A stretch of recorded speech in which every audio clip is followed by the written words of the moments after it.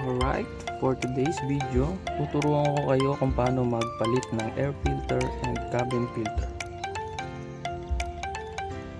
Una, air filter muna tayo. Pasensya na, dumi ng kotse ko. Tagal ko na kasi din nakapagpa-car wash, gawa hindi naman nagagamit masyado. So, buksan natin yung hood. Kailangan ko ng basahan kasi medyo matigas ito eh. Hindi na nalalansa.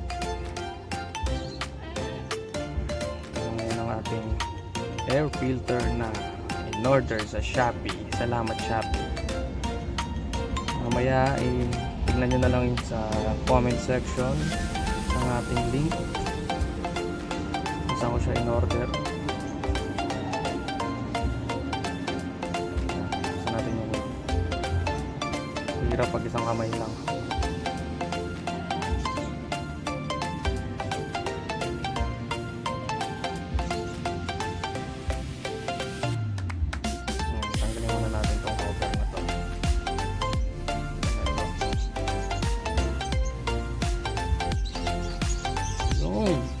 Napakadumi na.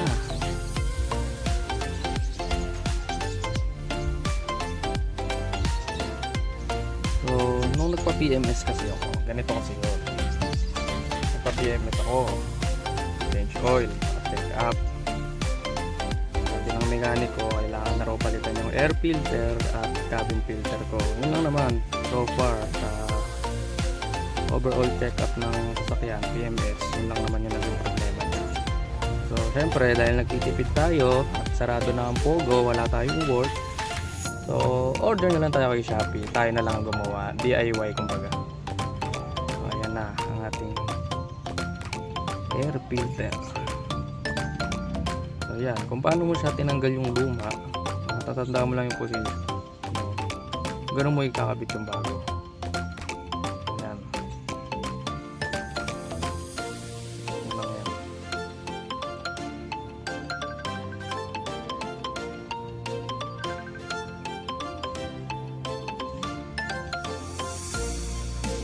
Na nakakabit na yung bago ang ating air filter. Okay, next naman natin ang ating cabin filter. Ayan, salamat Shopee, murang-mura lang, libo rin ang natipid ko. YouTube lang tayo.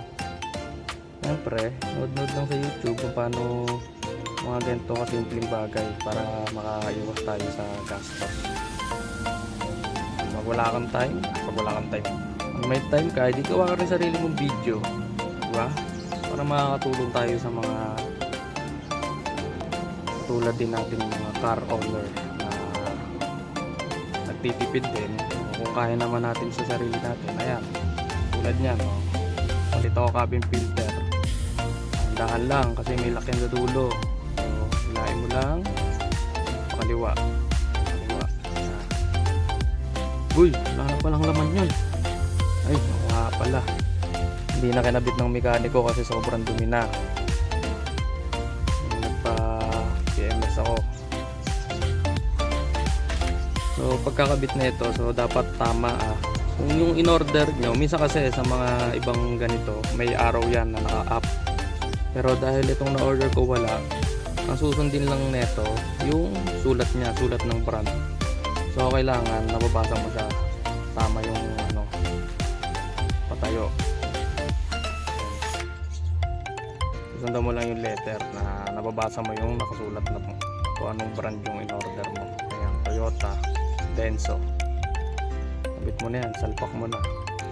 Pagkabit, pasok mo, pakanan. May lock yan. Dalawang lock sa dulo, sa akin isa na lang kasi naputol ko nung nakaraan. Kasi hindi ko pa nga alam masyado. Ayan, tulak mo lang. Ayan, pag na-over na, sabit mo na ulit yung ito, lagayan ng mga abubot. Ayan. Ayan, kabit mo dyan sa dalawang yan.